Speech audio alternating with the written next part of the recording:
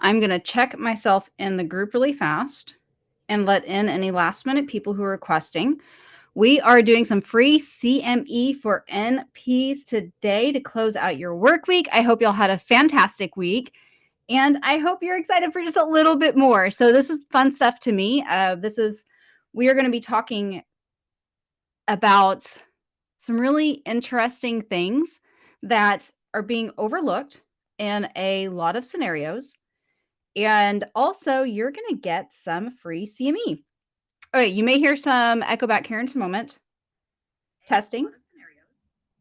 Good. Okay, I can hear my own voice, who likes hearing their own voice? If you like hearing your own voice recorded, you are not like me because I cannot stand it. But anyhow, we are going, okay, looks like we are live in the functional med course. Fantastic. Okay, y'all. So I'm just going to get our slides up here. If you are catching the replay within the last 24 hours of this recording, then you can still get the free CME.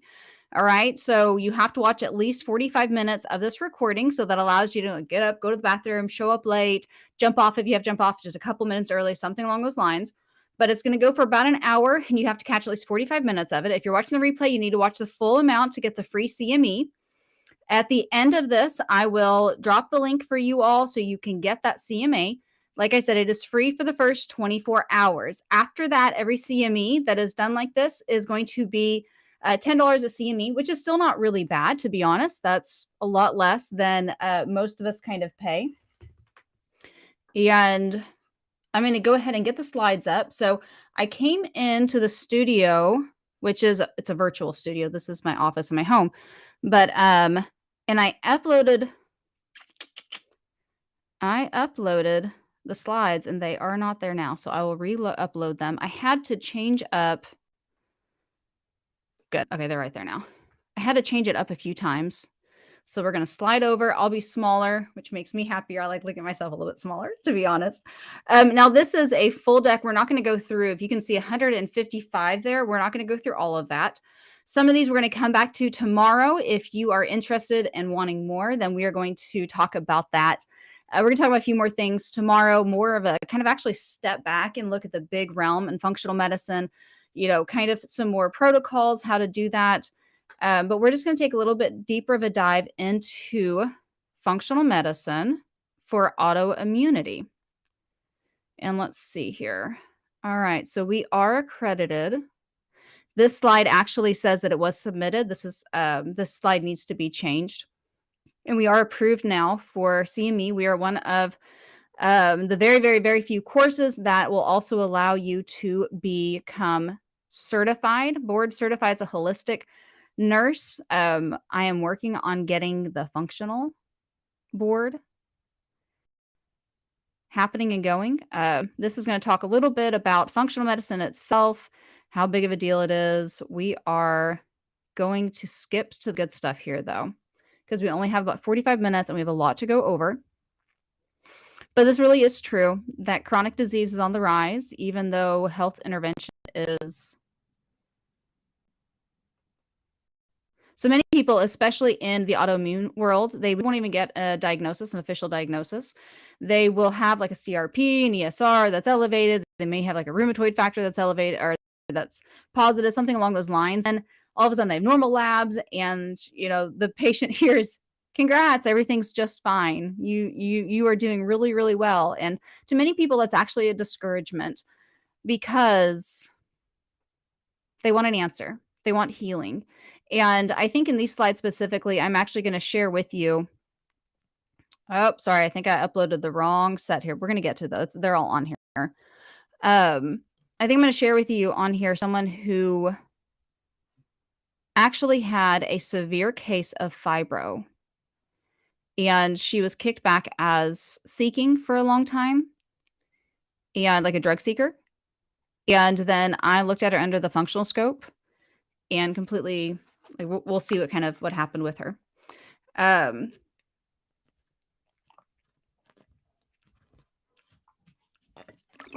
right. So why I'm teaching this to other nurses and practitioners.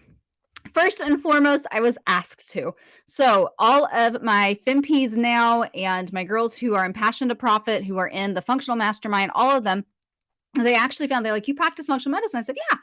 And I've been doing it for a really long time. And they said, well, teach it to us. I said, okay. So I put a course together. And the way that I roll, if you're already in one of my courses, then you get grandfathered into pretty much anything, as long as you're in Passion to Profit. Pretty much anything else that we do, I grandfather you in, because I just love to share. I love to grow. I do not, just like I did a kind of funny reel on Instagram, and it was talking about how we are.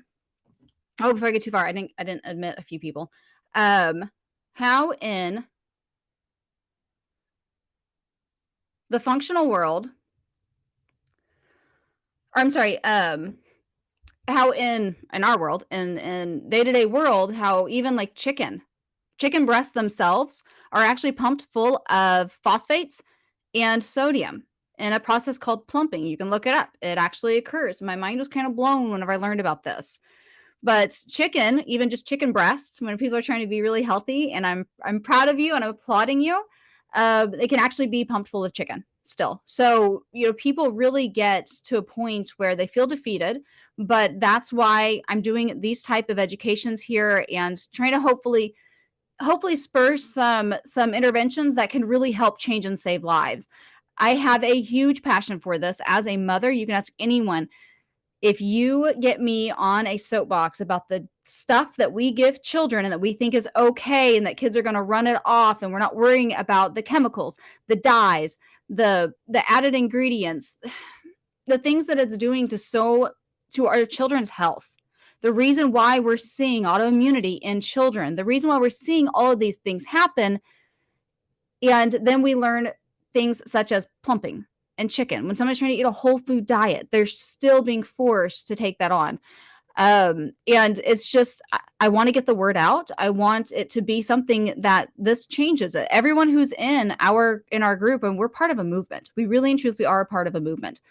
And I think it is just imperative that we keep trying to honor ourselves and our health and not take it for granted. And part of that is being proactive and making sure that these things change. I do believe that nurse practitioners are key to implementing this, nurses and practitioners. And part of my course, I talk a little bit about, the difference between a nurse and a nurse practitioner in functional medicine. A lot of people will say, oh, it's the same thing. You can just do it. I'm going to tell you right now, if you're a nurse watching this, that is not true. Yes, you are welcome within the functional world, but you do have a different scope. Not that it's a bad scope, not that it's a less scope. It is a very empowering scope, but it is slightly different legally.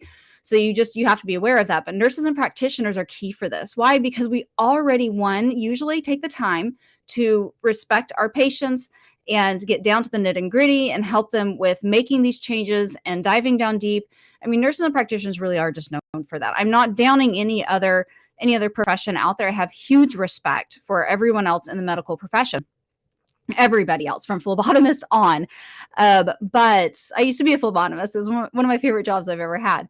But we do that, right? We do that as nurses. We're proud of that. We take a holistic approach. We're more prone to do those things. That's typically what kind of brought us in to nursing, is that we loved the holistic view of the patient. And you're going to see in this model, when we start talking about autoimmunity specifically, how much this really is a whole body thing. This isn't just looking at one lab. This isn't just looking at one syndrome, one medication fits all. Like, this is really and truthfully holistic. And you're going to see, we do not have enough time to go into everything, but we're really going to dive in deep here.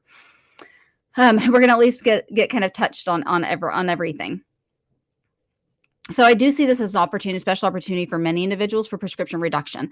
Now, I think I talked about this in some of my other slides, and I'm going to say it here. I'll breeze by it later if I do have another slide. But the thing is, and the reason why we are collaborating with Institute for Functional Nurses is because we do not believe, so Nurse Pracpreneurs, my business, and Institute for Functional Nurses, I'm pulling those two together. And the reason being is that we are not anti-conventional medicine.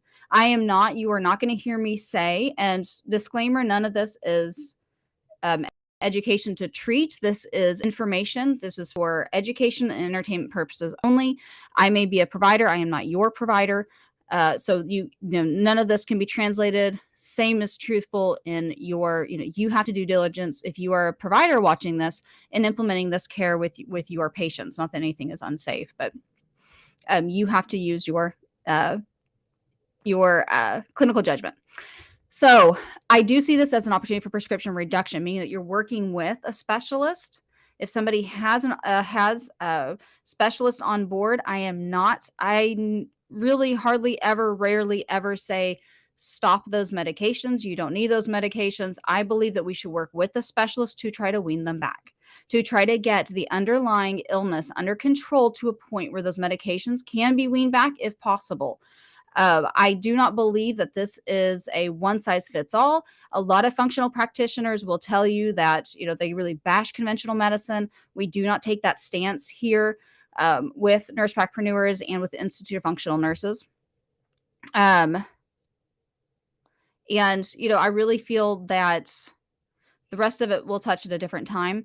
But I think that this is a really great opportunity for us to help reverse what we're actually seeing in individuals' health. And I'm going to pull my glasses up because I can actually see up close a little bit clearer without them. So the truth about autoimmunity and functional medicine, this is a process that occurs in those who are genetically susceptible. So just like not all smokers will get lung cancers, not all of those exposed to autoimmune triggers will get autoimmune disease. It's not like cancer in that it can go into, or it's not like cancer in that it can go into remission. Or is it like cancer? And I say that like, is it? Because there are some who have pretty miraculous stories that we would consider miraculous from a conventional model. That's not something we're going to touch in here, but I'm just saying that leaving that kind of caveat open. But this is something that whenever somebody is exposed to the triggers that we're going to talk about, or the thorns that you can look at them that way, and they are maybe even they're genetically susceptible to it, they can get autoimmune disease. And we're going to see how a lot of this is all the same. And depending on which organ is affected, that's which autoimmune disease you have or you end up developing. Thousands have actually reversed this process naturally. One of the things that actually made me go from believing that, oh yeah, right, poo-poo, if this was actually real, then I would have heard about it in my medical training and my nursing training. I would have learned about this. And so when I first heard about functional medicine, I really kind of rolled my eyes, to be honest with you. One of the things that actually opened my eyes is the amount of MDs, medical doctors also, who possibly they had autoimmune disease and they themselves didn't want to start the medications that we prescribe in general practice and in specialty. And they themselves dove down deeper and ended up going into, going down this path of functional medicine, reversed there's tons of them out there. There's tons of stories out there. So this is something that has been reversed naturally. Once you're susceptible, I believe you are probably always susceptible, and you have to be on guard more than others. It's just like in a smoker, we can have somebody, we all know the, grandfather or the grandmother who smoked into their 80s, 90s, and 100s, and they never developed lung cancer. They never even developed COPD or asthma. And we all know people who were just exposed as children, and that was their only exposure, is the parents smoked in the house while they were growing up, and they ended up developing COPD at a later age, and they never smoked a cigarette in their life. So just in the same way, there's just no absolute way of saying that one person is going to get it, you're not going to get it. So there is an out of control epidemic going on. There's been in the last around a couple of decades, there has been an increase in 44% of autoimmune diseases. So, and there are more also. Part of that is that we are discovering that so many more are actually part of autoimmune disease than we thought originally. So that is part of it. So that's where, I was talking about the beginning of this, is it really an epidemic? Is it not? Is it really getting worse? And I'm going to check chat really fast. Oh, games are hi. I'm fine, thank you. I'm just making sure I've talked before for 15, 20 minutes and nobody can hear my audio. But yay, I got audio today. So anyhow, but it is increasing and ever growing. And we're going to talk about some of the things that we've associated between autoimmunity. We're going to see that these are increasing at an exposure, incredible rate. And we're going to see kind of why. So this is the second highest chronic illness at this point in time. Top cause of morbidity for women in the US. And if we have time, we're going to talk specifically more about that. And it's going to be rather interesting for you, I believe, if you don't already know where I'm going with that.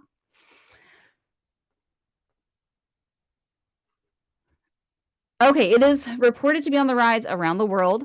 It's suspected to rival heart disease pretty soon. So we all know that heart disease is leading. And autoimmune disease is really just it's coming up really strong. And it is very sad because it's something that affects people. Sometimes it's one of those invisible diseases where people they can't you can't see what's going on. You can't visibly see that I'm really sick or that I'm really tired or that my body hurts all the time. And so people get put into this box and they get, they themselves start thinking, well, maybe it's all in my head. I can relate to that myself. Thank you, the Lord. I thank the Lord. I do not have autoimmune disease, but I have, battled with my own issues before. And sometimes you just feel like, man, I know people think that I'm just making it up and that I don't really have these symptoms. And it's really hard. That was actually one of the first things that turned me to functional medicine after I saw other people's stories. I thought, well, maybe this could also help with me. And that's not autoimmune related. I'm not going to share that right now this time because it's not totally appropriate if I want us to stay on track for the CME. But it can be really hard. So this is something, it's another reason why I really want to share this with other people and why we're doing this, free CME for 24 hours. More than 100 different AI autoimmune diseases identified, at least 40 more suspected to have relations to autoimmune disease. It is chronic, like I was saying before, can be life-threatening, can affect any system. Triggers can include stress, viruses, bacteria, medications, hormones, and toxins. We're going to go into deeper into that. It is a major cause of thyroid disease, estimated to be around 90% of thyroid diseases. We're not going into Hashimoto's itself is something that is a topic completely in its own.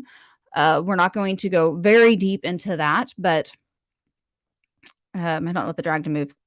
Oh, it's just on my side. Okay. Sorry, I had a pop up. Okay, so it is a major. Oh, sorry. Conventional medicine treats it as incurable, and really and truthfully, it is chronic. It does not go away. We can see patients go into remission. And I know a lot of people right now may be from I welcome to everyone from this, from the, if you're in the conventional side and you're firmly in the conventional side, you might really say there's no way that somebody can get better through, these types of interventions and through getting rid of these triggers. But I'm going to tell you right now that I've seen it firsthand in my patients. I've seen it firsthand in many testimonies of individuals. And I will say that it can go into remission. A lot of people will say that it is curable through functional. I will rival that. I will stay far enough on that side to say that I'm going to rival that. I think that it's always there. I think you're always susceptible once you're susceptible. Another thing about this that I always in our course and with IFN, we always want to make certain that we are not telling people again to stop your medications with your physician, with your doctor, if you are already under somebody's treatment. I do want everyone to recognize, and this is true, and this is where I have seen very sad cases on both sides. I have seen patients completely thrown away because they don't fit, conventional treatments, they don't work, they don't tolerate them, and therefore there's just no answer for them. And they could have had an answer in the functional world. I've seen the other side though, where individuals were completely discouraged from getting conventional treatment and their autoimmune disease got a lot worse. That damage, as it happens in autoimmunity, is oftentimes reversible, especially whenever it gets past a certain point. Therefore, I do not recommend, immunosuppressive drugs, DMARDs. Yeah, they're harsh. If we can avoid them, I'm going to say yes, let's try to, because they are just some rough and tough drugs. However, the caveat there is that they do work for a lot of people. A lot of people have too many side effects and they don't tolerate them. It's gonna come, both sides are going to have, their wins and their losses. And I'm just being very transparent, very real about that. I know a lot of functional providers, especially when they're on courses, they want to say that, oh, it's just going to cure everything and all. And this is really and truthfully something that we can often, majority of cases, we can make much, much better. But there's still cases, especially that will have to be on DMARC kind of stuff going forward. Okay, so let's move on. Trying to keep track of time. Okay, now this is where we're going to get a little bit controversial. And like I said, I've already said I am not anti-conventional medicine. I'm really not.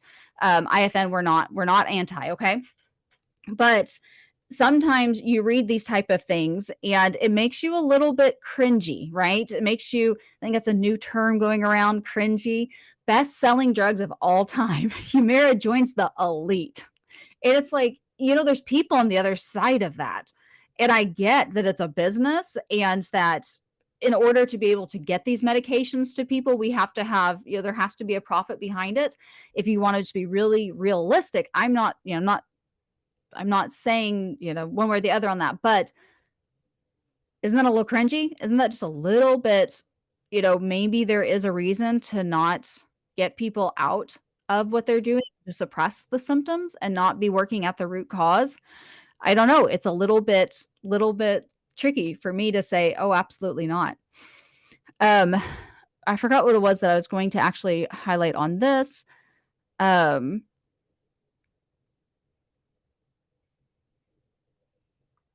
the next slide, though, so that was an older article, and then this was a newer one. And it's still Humira is like a top 2024 all-time star. It's an all-star drug, right?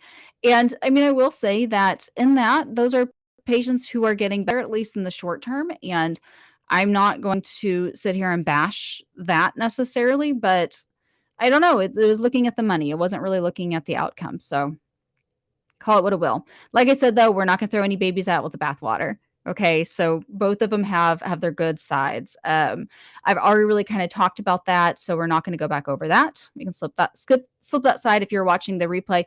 You feel free to pause it. I've really just pretty much said all of it that's on that slide. I get ahead of myself sometimes. Sorry. Autoimmune disease, though, the effects on society, it is a $100 billion. You can hear my baby in the background. Speaking of baby in the bathwater, he's being watched right now by my mom. If you can hear him crying in the background, he's not alone. I promise. He's well taken care of. But so estimated to be 100 billion annually. All right. So that means that, that is a tall stake on society. I've always, we add these in here because people always, focus on that and looking at it. It shows us a good way of like showing the impact of the disease. To me, the money and the cost doesn't mean a whole bunch to me. It's the individual that I'm working with, but we can just see it. Just, gives us another way of looking at numbers at how much of a big impact this has. So this is also something we are going to skip by. So we might talk about this. Is actually for if you are wanting to start your own practice, if you want to do your own thing. So the slides that I had up here,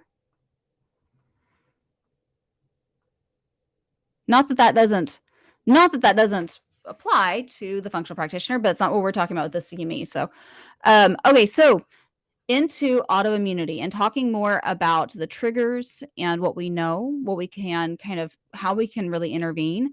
We look at this as a triad. So the goal of it is to treat the root cause. And now we're going to talk a little bit about what are some of those root cause and how does this actually, differ from conventional treatment. Well, it differs from conventional treatment in that conventional treatment will suppress the symptoms, right? It suppresses the immune system, allows people to feel better, but it's not getting rid of the underlying fire. So it's kind of like shutting off a smoke alarm. If you have a fire in a house and the smoke alarm's going off and you turn off that smoke alarm, well, you're not annoyed anymore, right? But the fire's still going on. The smoke is still around.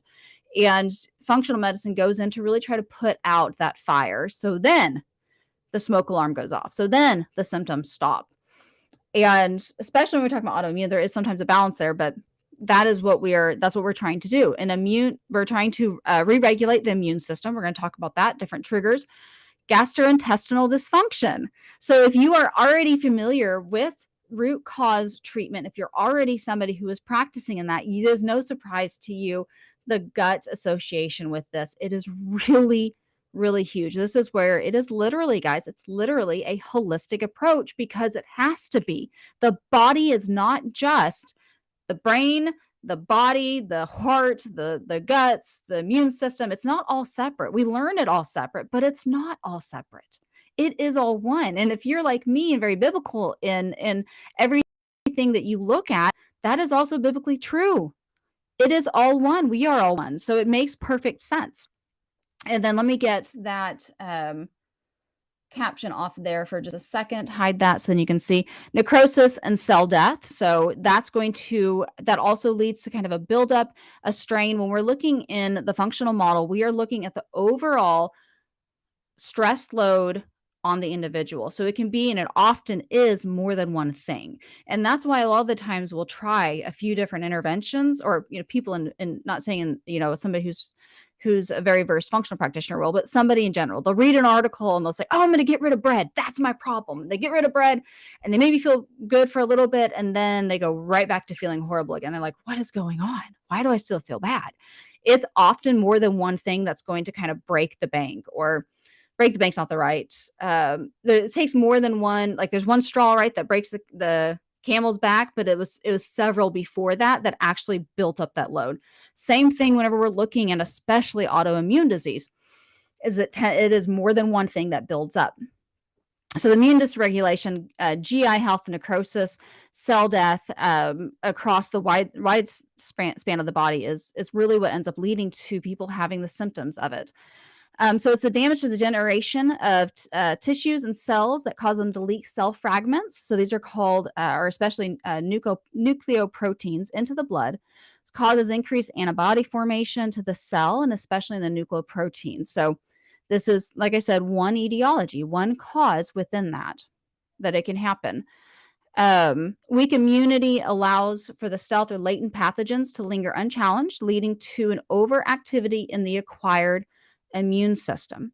State of immune danger or high alert or reactivity also causes more than necrosis, the dysbiosis, which is usually, like, dysbiosis can be on skin flora, it can be on gut flora. So here, like I've already alluded to, eczema, excuse me, those type of things. Vaccine adjuncts. So I'm not stepping down a political role here. I know, like I said, the V word, but they do cause, they are built in order to actually to trigger our immune system. So there is some association there. It helps break down the immune regulation. And I'm not an anti-veer, okay? But I have, so I'm just putting it out there in a very transparent way. That the vaccines do play a part, that can play a part, because they do, or it is theorized to. And a direct immune attack on the necrotic tissue. Emotional, cognitive stress. We're going to talk about that a little bit more. We're going to talk about even how, hopefully we'll have time to get to it. If not, we'll finish up tomorrow. But how the stress in your body, mental stress, not just physiological stress, but your psychological stress can change your hormones, and how it can lead to a big part of autoimmune disease. I've seen, and that's really no surprise if you're a practitioner. That's really not a surprise, even if you hadn't thought about it that way. Most of us have had a patient that came to us, and when they get upset, and I've seen it happen more than one time, and whatever, I was in just conventional office, patient would come to me and they would get upset, especially talking about, how bad this is hurting their life and impacting their relationship with their family, and how much it's just really bringing them down, and they feel like a failure, and they feel that, other people see them as a failure and not as somebody who is sick. And we're talking about, kind of that, that silent disease where it's, you can't really see from the outside, and their symptoms literally get worse sitting there even in that moment. And so it's really no surprise. If you really look at that, you think, oh, that does make a lot of sense. I myself, if I'm sick and I'm getting stressed because I have to still work or do something, I remember running off to the office and I'd be kind of sick, and I would get more stress. My symptoms would get way worse. It beats down your immune system. Stress beats it down. Gastrointestinal dysfunction, dysbiosis. So this means that you don't have, if you're not familiar with it yet, that means that you don't have enough of the good and too much, or not enough of the good, or too much of the good sometimes, or you have too much bad in there. The gut flora is off, and that leads to a danger state. And overreactivity in the acquired immune system. We're going to talk about leaky gut. I have some slides on that going forward also. But the intestinal permeability, it increases, that leads to foreign proteins entering the blood, entering parts of the body they're not supposed to. They're supposed to really stay confined within that, within those tight junctures within the gastrointestinal mucosa. And whenever that happens, it can also lead to more inflammation in the body, and the body further goes into fight or flight. Or I'm sorry, not fight or flight, but stress on the overall load of the body. Immune regulation. So these are some of the possible treatment. These are treatment examples. This is by no means something that you can just take this and go, right? This isn't an exact, because each individual person is going to be different. We're going to be talking about that going forward. But sometimes it's the FODMAP for certain people. FODMAP diet is something that is tries to decrease trigger foods, and patients can stay on that. Mediterranean diet sometimes is good. However, we're going to talk about gluten and that autoimmune disease. Pretty much everybody, I'm not totally anti-gluten, not anti-bread, but especially when we're in autoimmune disease, we really are there. And we're going to see things going forward and how really and truthfully gluten is a major trigger for most people. And it's usually always a big part of the cycle. And that is completely separate than if you have celiac disease. You can still be gluten sensitive. That can still be adding to a patient's issues that gluten can, and they do not have celiac disease. Before I was really fully versed in functional medicine, I used to say, no, there's no way if you're not celiac disease. Very few people are celiac disease. And if you're not, then that's not, your situation. And that I was inaccurate in saying that. Whenever I used to say that, I was inaccurate. Health Daily Fundamental Packs, botanicals such as echinacea. These are, like I said, these are just examples to kind of help you see like what we can be doing for people. In our full course, we really talk about, the percentage of studies that back this up as being effective versus not, because there is sometimes a little bit of controversial in there, but the botanicals, Vitaminox, Burbine Active, prebiotics, daily fiber, SIBO testing, if you're not familiar with. So a lot of the times also people have SIBO if they have autoimmune disease, short intestinal bacterial overgrowth. And SIBO is, a lot of the times we have that constipation with it. People tend to be constipated. It tends to be IBD with, C dominant. Those type of individuals, that's somebody that you really need to go ahead and get a SIBO breath test for them and check that out, especially if they have autoimmune and they have constipation, they have gut bloating and dysregulation. You really need to be checking into SIBO and testing for that. And also, guys, if you have any questions, drop them in the chat. Increased resistance to starches. You can also check that on organic acids test. And see, how well they're digesting those starches. So those are all, testing that you're going to do for this is checking a GI map, checking an organic acids test.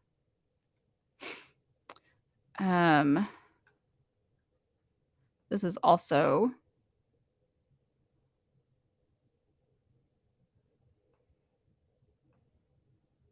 oh yes, this is the right case study. Okay, so one of the things that we're going to touch, this is the actual case study here we're going to talk about. And this is an individual, she was not breastfed as an infant. Why does that even matter? Why would that even matter? If you know, drop it in the chat. I'd love to see if anyone on here is kind of versed in this. And this is something that I'm a breastfeeding mommy times two, so it really excited me to learn this. I am a huge fan and supporter of breastfeeding mothers. And this really just blew my mind when I learned this. And I still love sharing about this today. It gets me excited every single time I get to talk about it. Breastfed babies have a different gut flora than babies who are fed on formula. Yes, gut flora development early in life. You slid it in there like right as I said it. So I know you got it. Thank you so much, Facebook user. And if y'all can, save your names in there so I can really have a great conversation with you. I bet I know who that one is though. But anyhow, so yes, it absolutely makes a difference going forward. So if somebody ends up developing a dysbiosis even really young in life, they maybe can for a long time, they can maybe be able to compensate for that. Their body can compensate. But as we get older and we develop that SIBO, I'm going to say it again, repetition helps you remember things, SIBO, short intestinal bacterial overgrowth, then they have an increased risk for this autoimmune disease. Even if they don't have SIBO itself. Allie, yay! All right. Thanks for joining us, sister. So yeah, you'll be able to don't forget to grab your CME at the end of this. So Yeah, that makes a huge difference going forward. So that's where I'm saying we literally look at the root cause and we dive down deep and find every little thing that we can about the individual that makes a big difference. This person here, they did have a history of methamphetamine use. I mean, the amount of inflammation in somebody's body, there's absolutely no surprise if that's something that's going on, then it's going to cause, they're much, much higher risk for chronic pain, fibromyalgia, all the things. But this really just demonstrates how much strain this person's body has had on them. I mean, it's just, you just can't even put in perspective, right? Family history of fibro, lupus, Sjögren's, lifelong pain. They had positive ANA at age 5. They had gas and bloating forever. So obviously somebody to do a GI map on. They did have the ANA pattern, nuclear homogeneous. Now, whenever we're going in for in-depth lab like this, I'm not going to break it down because IFN does assume that you are a nurse or practitioner going forward. So you should kind of already have this figured out. Their thyroid labs were really, really bad. Where's it? Yeah, the TSH was a 99.7. I mean, it really just was bad scenario, right?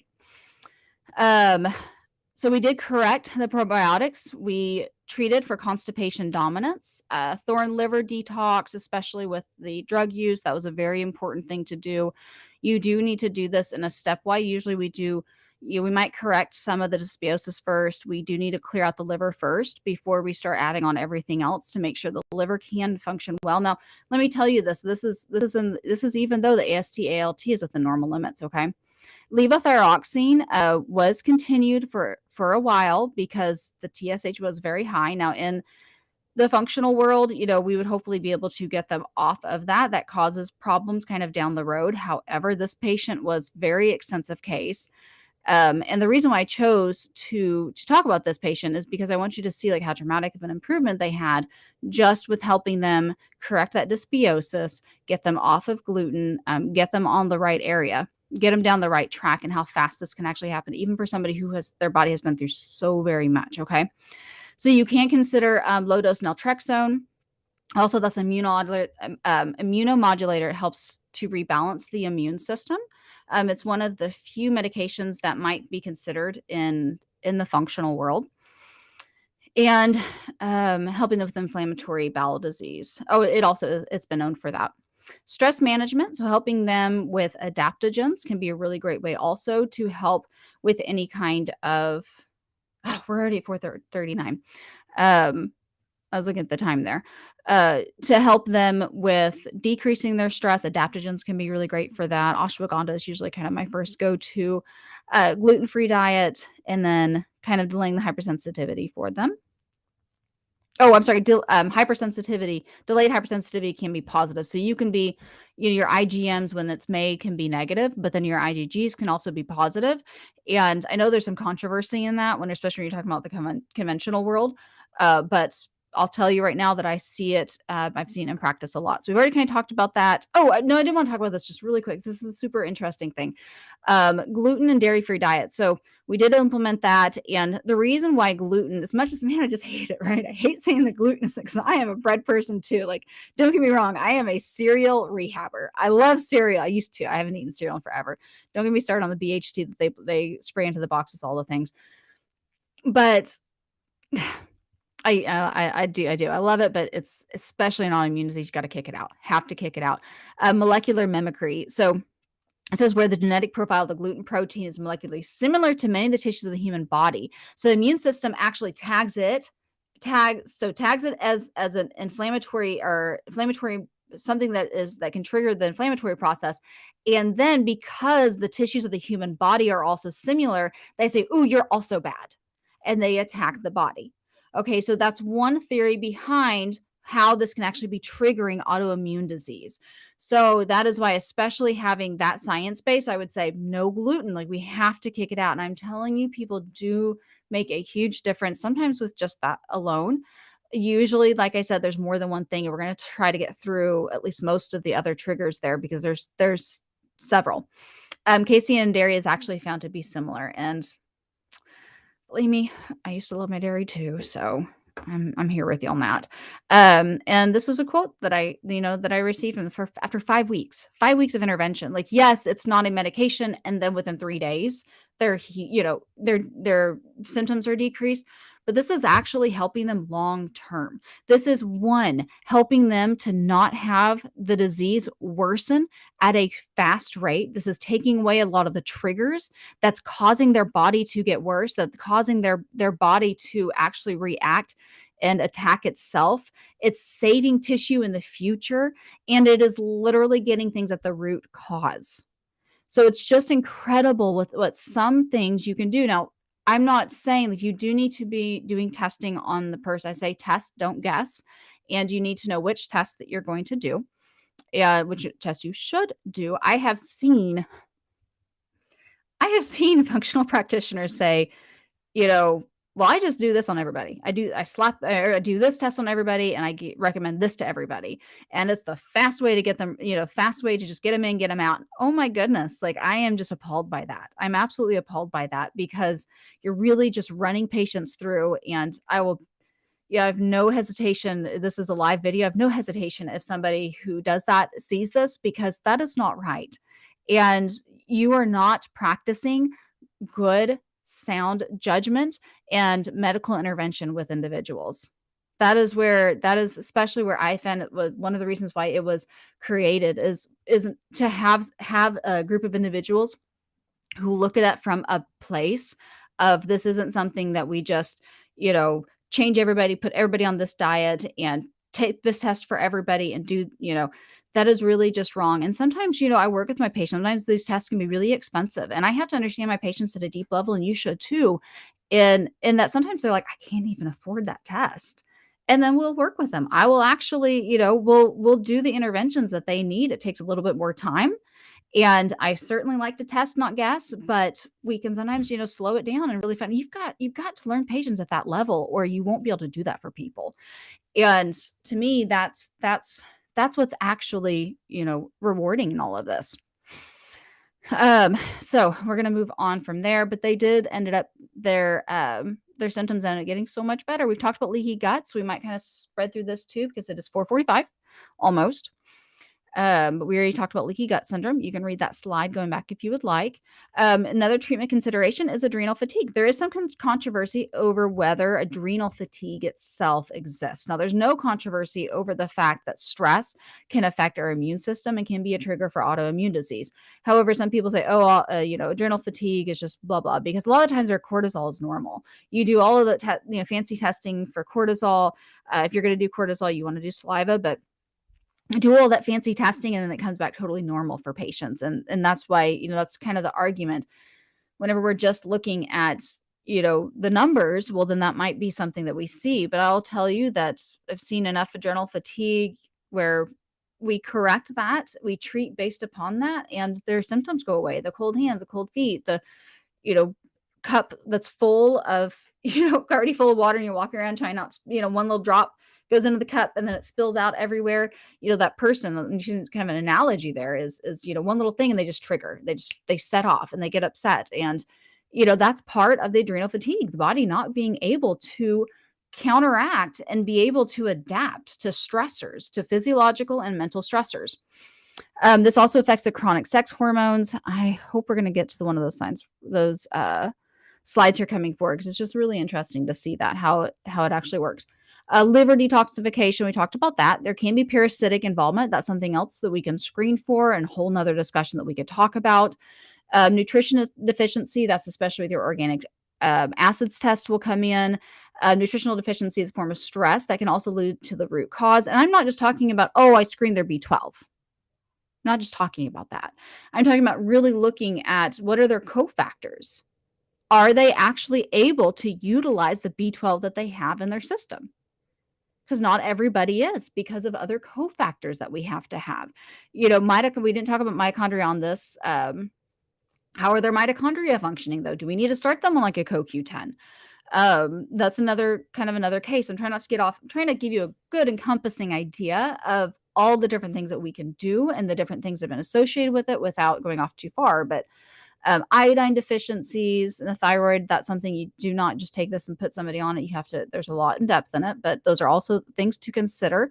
Hormonal imbalances, antigen exposure to medications, vaccinations. We're going to talk about, Roundup especially has been something that's been in the spotlight a lot here lately, and it's something that the functional world is already talking about before it was ever, all over the tabloids. Okay, so that's something else that is the exposure to that in foods and in processed things, and that's it's part of the reason why I don't want my child exposed to all of the chemicals and anything that is packaged. I really try so hard to keep him off of those, and not introduce them into, I'm saying him, I have 2 sons, but the one is still mostly breastfeeding. And why we really need to be doing that, because guys, I'm going to tell you what, the food in our world is not, it's safe until proven otherwise.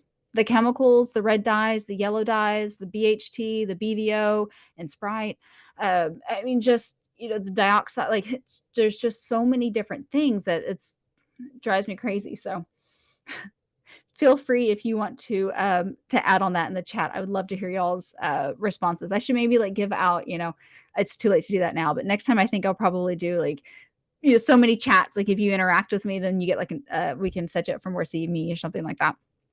Getting you free CME courses. But letting the body heal. Sex hormones are kind of like children. If you have others that one requires too much attention, then the other ones won't get the attention that they need. The first hormone becomes depleted, and it tends to be the progesterone, which leads to estrogen dominance. Remember, if you recall at the very beginning of this, which that is another, I love helping people be super learners, and that's one thing that is really great for memory or attention, is coming back, pulling something that you had from the back and pulling it back up to the front. And that's specifically why I some of my slides and my education presentations that I do, I'll do them in that way, because then you can say, oh yeah, I remember that too. And you're more likely to remember that. Remember whenever I spoke, and put in the chat if you remember what does it have to do with estrogen that I was talking about at the very beginning of this presentation. Remember that I said autoimmune disease tends to be females. We have a higher rate of females in autoimmune disease. And they have a higher tendency to have estrogen dominance. It's a significant driver in why 80% of autoimmune disease cases are women. And men, low testosterone can be a driver for chronic disease in itself, can lead to a lot of different issues. There's 3 types of estrogens. We don't probably need to go into that in too much depth with this, but that is, especially if you're treating and you are balancing hormones, that is something that you need to know. Rebalancing estrogen dominance, not exactly. We could definitely go into that, but I think we're not going to. VOCs, so the volatile organic compounds, paints, herbicides, fungicides, Glade plugins, dryer sheets. There's tons of reasons that can be toxic stressors that can actually be a contributing factor to the overall stress load on the body. Heavy metals, especially cadmium. I spoke about before about sodium and essential hypertension, those type of things. Cadmium is also one of them that can be a cause for essential, meaning we don't know the cause of it, hypertension. That's something else to possibly screen for. So there's just another little gold, or not gold, but a little medical pearl there for you. Cleaning products, methylation. So some people are poor methylators. And I think that's it that's pretty much it. So it's at least enough, right? It's at least, I think, a lot of information. So I hope it wasn't too much. Let me go ahead and get you all so I have this super great, you can go to get your CME. So you should be able to see at the very bottom of this, you can actually see, so this is not going into a different discussion here on the slide. Let's go ahead and take down the slides. All right, so you can go to this link right here, and then that will actually take you to where you can receive your CME. So you need to let me know if you're doing the replay. You need to let me know if you are doing if you were here live with us, and if you were live for part of it, you can definitely go back through to the replay, watch the parts that you missed, and then let me know about that.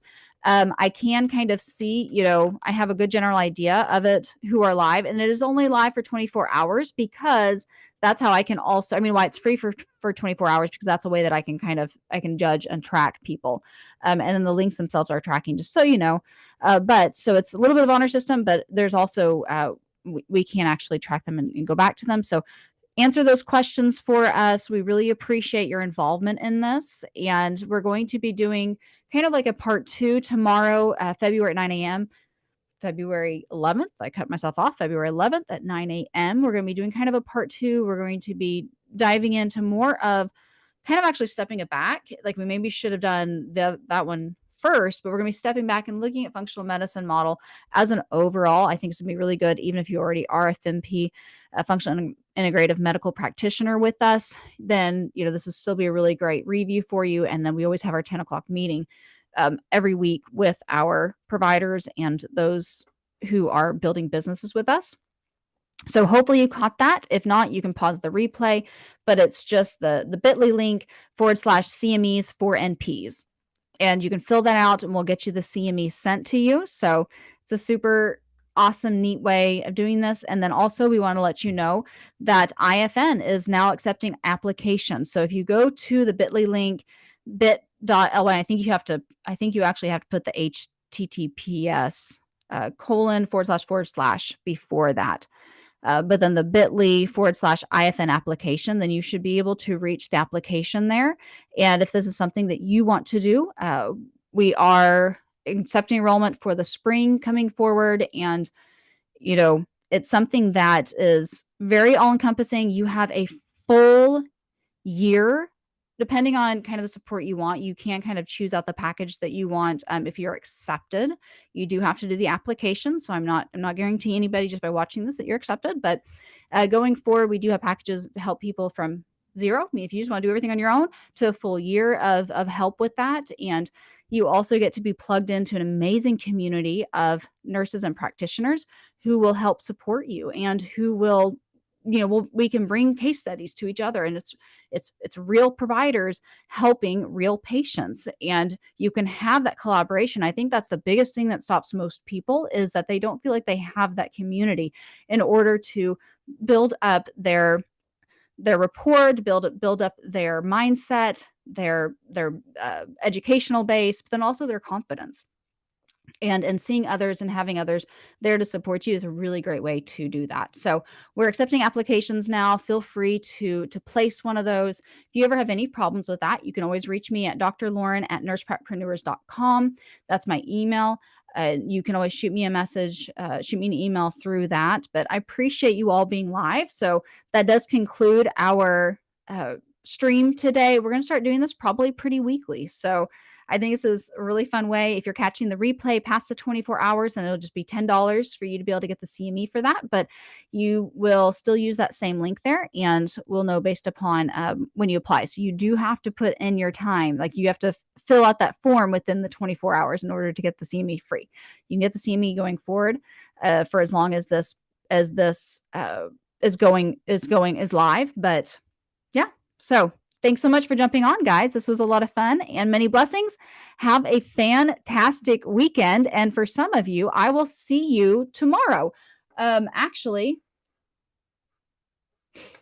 I was ending it and I needed to. We'll be going live tomorrow here in the same spot. It might be a little bit of a different link, but if you're on the email list, then you were emailed that. So you should have the second link there.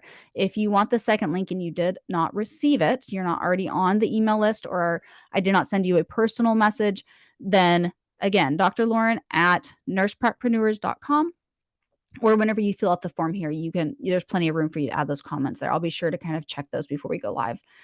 Tomorrow at 9 a.m. We'll be doing more free CME all about functional medicine. So many blessings, y'all. Have a great weekend. Bye.